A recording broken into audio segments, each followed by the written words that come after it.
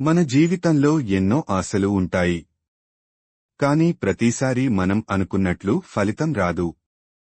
అప్పుడే మనకు ఈ గీతా బోధ గుర్తు రావాలి. శ్రీకృష్ణుడు అర్జునునికి చెప్పిన ఒక శాశ్వత సత్యం ఉంది.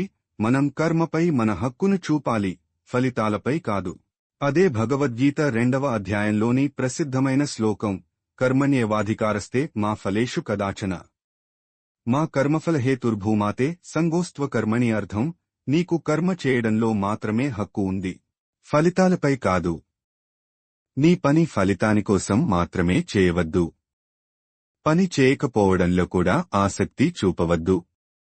ఈ శ్లోకం మనకి ఒక గొప్ప జీవన మార్గాన్ని చూపిస్తుంది. మన చేతిలో ఉన్నది కేవలం ప్రయత్నం మాత్రమే. ఫలితాన్ని నిర్ధారించేది మనం కాదు, అది భగవంతుడి చేతిలో ఉంటుంది. కాబట్టి మనం కర్మలో నిబద్ధత చూపాలి, ఫలితాన్ని ఆత్మసాతం చేయకూడదు.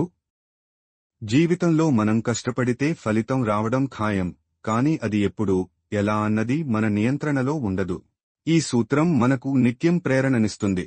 ఈ రోజు నుంచి మనం చేయవలసిందేమిటంటే, మన పనిని మనస్ఫూర్తిగా చేయాలి, ఫలితంపై ఆశ లేకుండా నిబద్ధతతో ముందుకు సాగాలి. ఓం శ్రీకృష్ణాయ నమః. ఓం నందనందనాయ నమః. ఓం వాసుదేవాయ నమః. శ్రీకృష్ణార్పణమస్తు.